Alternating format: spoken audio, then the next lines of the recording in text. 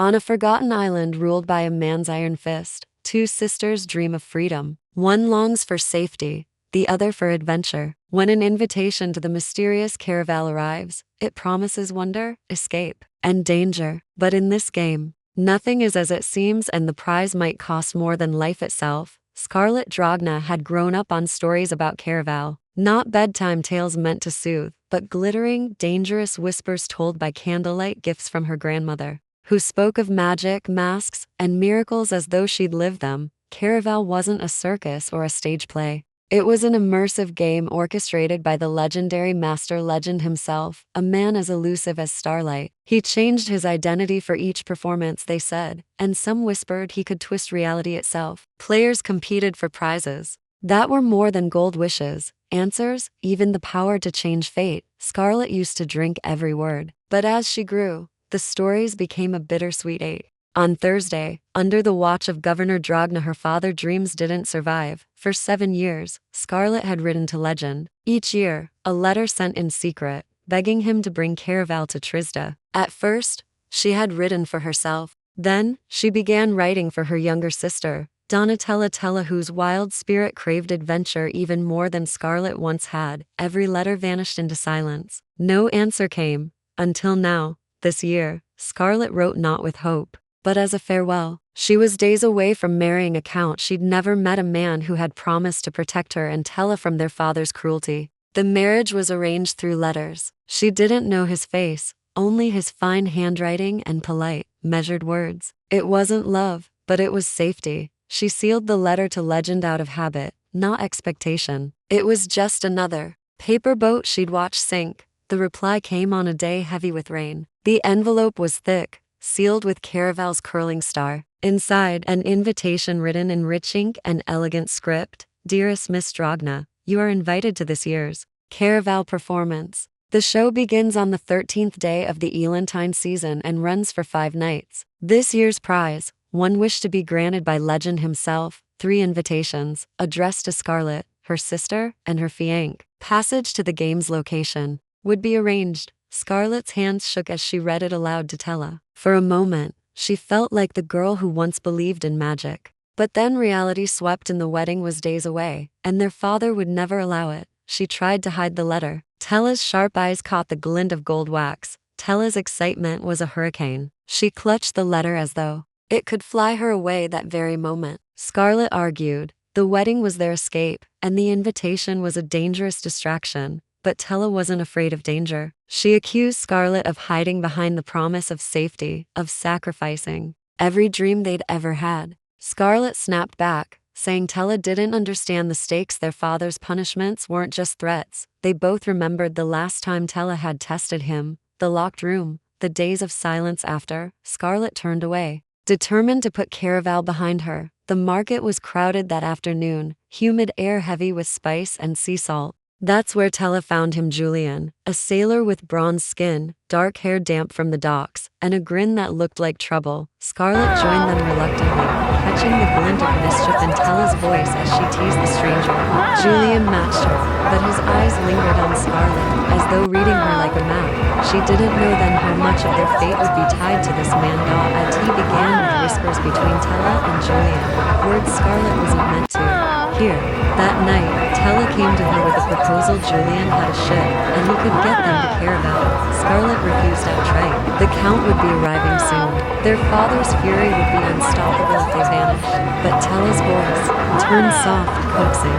She promised Scarlett it would be safe, just a short trip, and they'd return before the wedding. Scarlett didn't believe her, but she also didn't know Tella had no intention of letting her choose. Scarlett woke in darkness, the air thick with the scent of salt. She was on a ship, Julian's ship, the wood creaking under the slow roll of waves. Tella had drugged her tea. Scarlett's outrage burned, but there was no turning back. Julian's grin was infuriating as he explained they'd arrived before the game began. The sea was calm until it wasn't. Governor Dragna's ship appeared like a shadow in the fog, its lanterns cutting through the night. Scarlett's stomach dropped. Julian's voice was calm, but his hands were quick as he adjusted the sails. They darted into a channel between jagged rocks, the governor's ship scraping against one with a grinding roar. By dawn, Trisda was a memory. They reached a smaller port first, not the Caraval stage itself, but a gateway. The island was quiet, its buildings faded but clean. A woman with hair like silver frost met them. She knew Julian,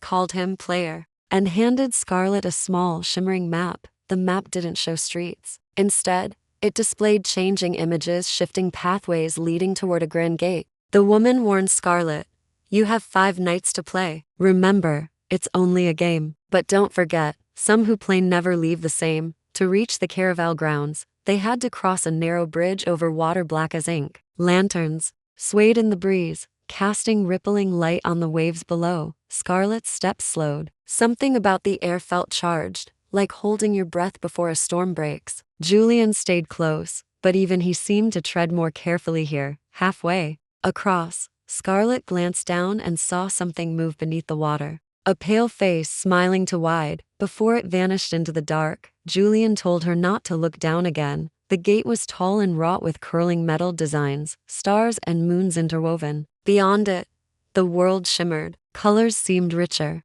scents sharper, caramel roses, and something smoky and dangerous. Masked figures moved through the streets, laughter echoing like music. Stalls sold trinkets that whispered secrets when touched, and candles that burned with silver flames. Scarlett's chest tightened. She wanted to believe it was magic, but she also knew every wonder here had a price. They barely had time to take it in before chaos struck. A man in a deep crimson coat announced the rules. This year's prize was one wish, granted by legend himself. To win, you had to solve the puzzle. And in this game, the puzzle was a missing person. This year, the missing person was Donatella Dragna.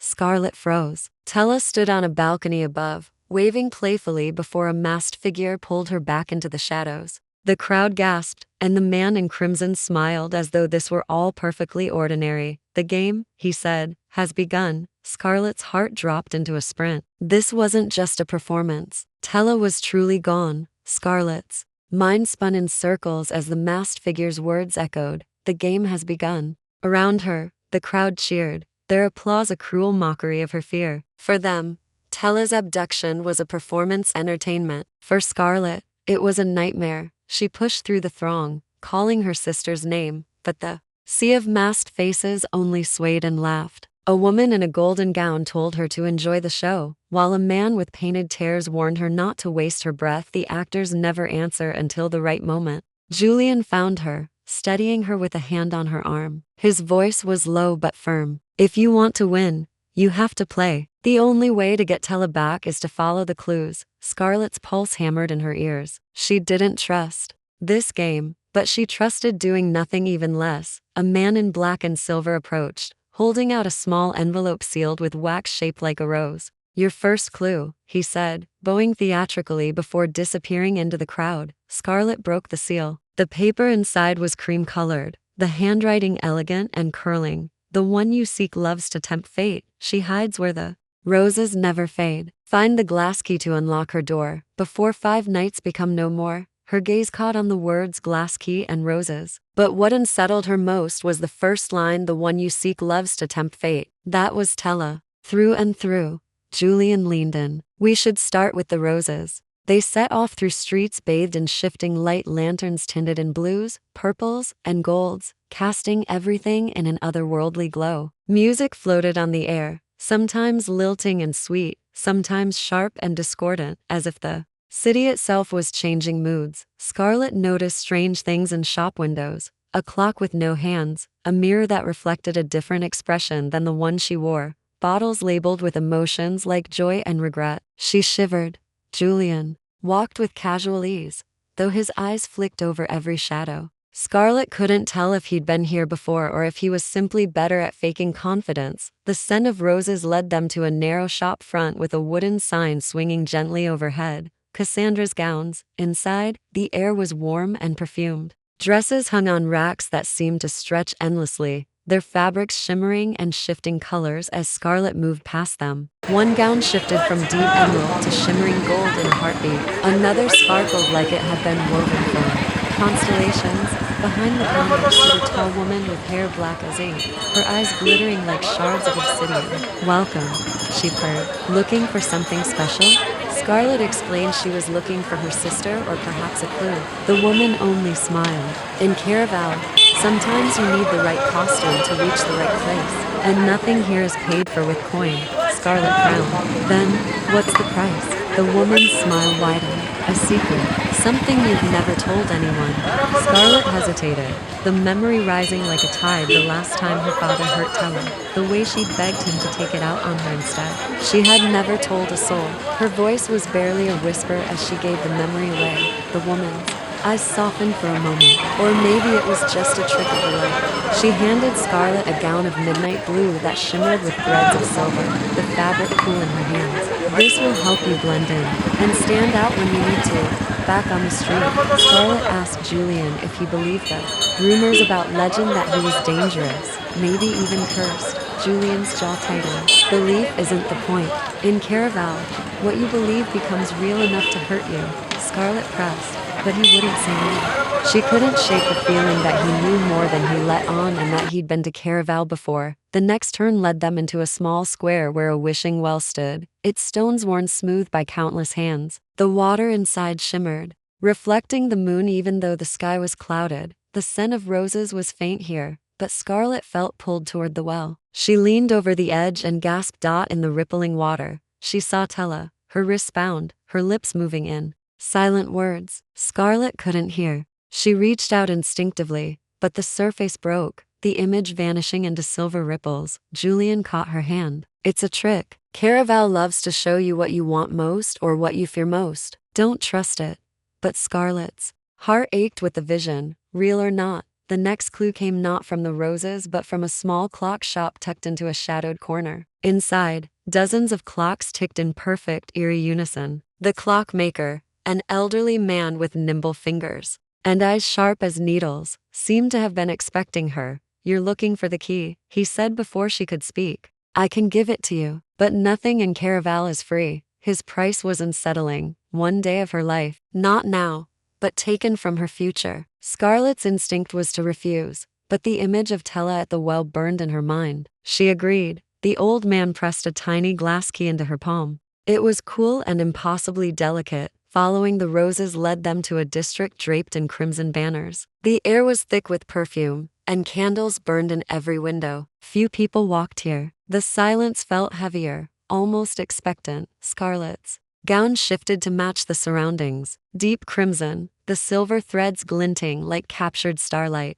She felt eyes on her, but every time she turned, she saw only shadows. From a balcony above, a masked woman leaned over the railing, her gown trailing like liquid gold. You're close, she said, her voice lilting. But be careful, darling. In Caraval, the closer you get, the more it hurts. Before Scarlett could ask what she meant, the woman vanished into the shadows. The streets began to dim as night deepened. Lanterns flared brighter, casting shifting patterns on the cobblestones. Somewhere in the distance, laughter turned to screams. But when Scarlett and Julian followed the sound, they found only an empty street. Scarlett's grip on the glass key tightened. She didn't know if she was closer to Tella or simply walking deeper into Legend's trap. Above them, the stars seemed to pulse in time with her heartbeat. Scarlett and Julian followed the perfume-heavy air to the end of a narrow lane, where a carved wooden door stood framed by rose vines. The flowers were impossibly vivid, their petals so deep a red they almost looked black in the lantern light. Scarlett tried the glass key. It slid into the lock with a delicate click. Inside,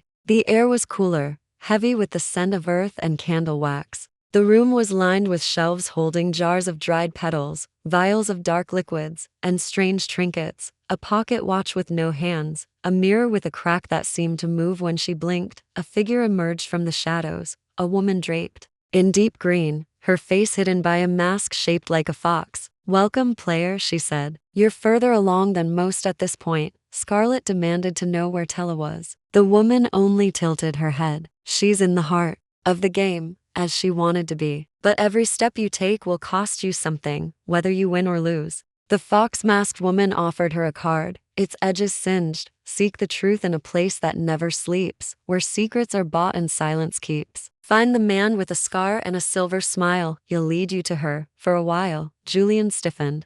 At the mention of a scar, Scarlett noticed, but before she could ask, the woman was gone, leaving the door swinging open behind her. The clue led them to the night market, an otherworldly bazaar that seemed to bloom only after dark. Stalls were draped in silks and strings of floating lanterns. Merchants sold items that defied reason, bottled laughter, maps that changed depending on who held them, feathers that glowed softly in the dark. Scarlett caught sight of a man fitting the clue's description, a jagged scar running down his cheek, his smile flashing silver in the lamplight. He stood at a stall selling keys. When she approached, he greeted her like an old friend. Looking for something locked away? Scarlett pressed him for information about Tella. His silver smile widened. I can help. For a trade. His price wasn't money, but something Scarlett found harder to give, a promise. Not any promise, but one she had to truly mean, and which would bind her if she broke it. Scarlett's throat tightened. Promises were dangerous things in Caraval. Breaking one could mean more than hurt feelings. But she thought of Tella,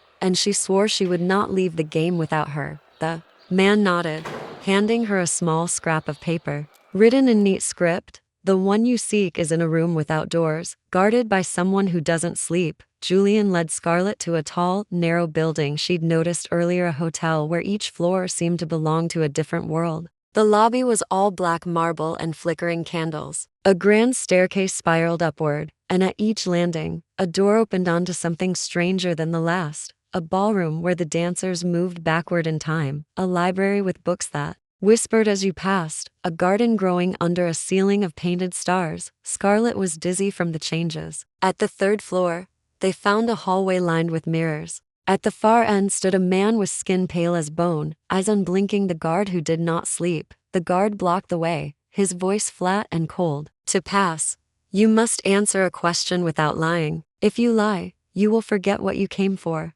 Scarlett's palms were damp. The question was simple, yet brutal. Do you truly want to find her for her sake, or for yours? Her voice trembled as she answered, for hers. The guard's eyes studied her for a long, terrible moment. Then he stepped aside. For now, he said. Beyond him lay a circular chamber. The walls were smooth stone, lit only by a single candle in the center. On the floor was a scrap of crimson silk tellas. Scarlett's breath caught as she picked it up. There was no sign of her sister, only another envelope, sealed with a star-shaped mark. Inside, she moves closer to the prize with each step you take. Be careful, sometimes rescuing is the trap. Scarlett's stomach turned. Was Tella a victim, or part of the game willingly? Back in the street, Julian was quiet, too quiet. Scarlett pressed him, and he admitted he'd played Caraval before, and lost. He wouldn't say what he'd tried to win, but the shadow in his eyes told her it had cost him dearly. Scarlett felt the ground shift under her.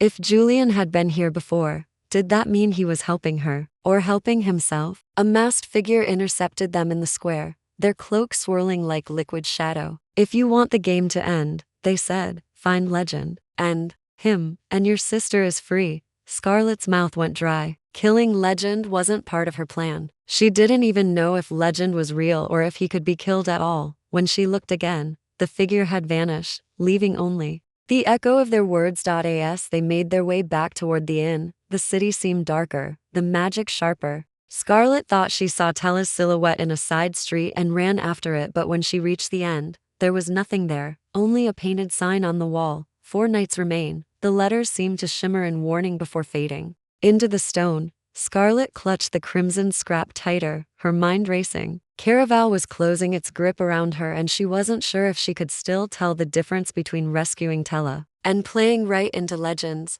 hands. Scarlett woke to the tolling of a distant bell. The sound seemed to hum through the walls of the inn, as if Caraval itself was reminding her that time was bleeding away. 4 nights left. She sat up, clutching the scrap of Tella's dress. The memory of the masked stranger's offer kill Legend, and the game lingered like smoke in her mind. She didn't know if it was a threat, a temptation, or a trap. But she did know one thing. She couldn't afford to lose another night to hesitation. Julian leaned against the doorframe, watching her. You're running out of time, Crimson. His nickname for her was half mocking, half affectionate, and maddeningly hard to ignore. Their search that morning led them to a narrow alley draped in silver banners, where a small tent smelled of incense and rain. Inside, a fortune teller sat at a round table, shuffling cards painted with strange, shifting images. I've been waiting for you, the woman said without looking up. The game always sends the desperate ones to me sooner or later. Scarlett sat, the chair creaking under her. The woman laid out 3 cards: the prisoner, the poisoned crown, and the sacrifice. The images moved faintly, as though a live chains tightening, a crown tarnishing, a figure kneeling. The fortune teller's voice was calm. Your sister is in danger, yes, but not in the way you think. To save her, you must choose between your heart's desire and hers. Scarlett's mouth went dry. She reached for the cards, but they vanished into smoke. Back on the streets, the scent of roses caught Scarlett's attention again. It was stronger now, sharper, as though pulling her by the collar. She followed it past a canal where gondolas floated without rowers, their movements guided by invisible hands. Julian noticed her distraction. You think this is leading us to her? Scarlett hesitated. I don't know, but I can't ignore it. The trail led them to an archway marked with a painted rose. Inside, a dim courtyard buzzed with soft, haunting music. Dozens of masked players danced under strings of floating lights. The air shimmered with heat and magic, making the scene feel dreamlike. Scarlett's gown shifted colors to match the glow, deepening into a wine red that caught the light with each movement. On the far side of the courtyard, Scarlett spotted a figure that made her heart stutter. Tella. She was laughing, spinning in the arms of a tall man in a black mask. Scarlett pushed through the crowd, calling her name, but the music seemed to swallow her voice. By the time she reached the spot, Tella was gone. Julian caught up, his face shadowed with frustration. Illusions, he muttered. They're meant to distract you. The more you chase them, the further you get from the truth. Beyond the courtyard was an iron gate entwined with roses. Scarlett tried the glass key, but it didn't fit. A small sign read, "Only those who have paid in blood may enter." Scarlett's stomach tightened. She didn't know if it meant literal blood or something more symbolic, but she didn't have the luxury of fear. She pressed her finger to a thorn, letting a drop of blood fall onto the lock. With a click, the gate opened. Inside was a long hall, lined with portraits. The faces in the paintings seemed to shift when she wasn't looking, smiles turning to smirks, eyes following her every move. At the end of the hall stood a massive painting of Legend himself, or at least the image he chose to show. He was devastatingly handsome, with a cruel smile that seemed to promise both pleasure and pain. Scarlett's chest tightened. She'd never met him, but his presence was everywhere, in the whispers, in the rules of the game, in the way her steps felt guided toward him. Under the portrait was a note: "You will find what you seek when you no longer look for yourself." Julian lingered near the portrait, his gaze fixed on it too long. Scarlett asked if he knew Legend personally. His hesitation was answer enough. "I've met him," Julian admitted. "Once." It didn't end well. When she pressed for more, he shook his head. "The less you know, the safer you'll be." Scarlett almost laughed. Safe? Here? In this maze of illusions? The thought was absurd. The next room opened into an enclosed garden bathed in eerie blue light. Flowers glowed faintly, their petals curling in strange shapes. The air was sweet but sharp, making Scarlett's head swim. In the center stood a fountain, where water trickled over black stone. A single white rose floated in the basin. Scarlett reached for it, and a voice spoke from the shadows. "Careful. Everything in this garden has a price." A woman stepped forward, her mask shaped like a moth. "That rose will show you the truth. But truths can wound more deeply than lies." Scarlett hesitated, then took the rose. The petals melted into her skin, leaving her dizzy. In her mind, she saw Tella again, but this time, her sister's expression wasn't fear, it was determination. And she was speaking to someone hidden in shadow. Scarlett told Julian what she saw. He frowned. "If Tella's making deals with people in here, she might not want to be rescued." The words hit like a slap. Scarlett refused to believe Tella would put herself in danger willingly unless she thought it would help them escape their father. But the possibility gnawed at her. They left the garden as the bells tolled again. 3 nights left. The streets of Caraval seemed darker now, the lanterns casting longer shadows. Scarlett's mind was a tangle of doubts about Tella, about Julian, about herself. As they reached the inn, Scarlett found an envelope pinned to her door. Inside was a single line: "The game is not the only thing watching you." Her skin prickled. Somewhere out there, someone was tracking her every move, and it might not be Legend. Scarlett barely slept. Every time she closed her eyes, the white rose's vision replayed Tella in shadow, speaking to someone she couldn't see. When dawn came, The streets outside the inn were already stirring. Caraval didn't seem to keep normal hours. The city felt alive at all times, pulsing with strange energy. Julian was waiting in the hallway, his arms folded. We're running out of time. Scarlett didn't need reminding. Every step she took now felt heavier, as though the magic in the air was pressing down on her shoulders. That morning, a small boy with a fox mask slipped a folded card into her hand before darting away. The message was simple: come to the moonlight balcony at the second bell. Alone. Julian didn't like it. It's bait, he warned, but Scarlett couldn't ignore it, not when it might lead to Tella. The moonlight balcony was perched high above a square where masked performers acted out silent plays. The marble floor glowed faintly under the shifting sunlight, and the railing was carved into shapes of stars and crescent moons. Scarlett waited, the bells tolling once, twice.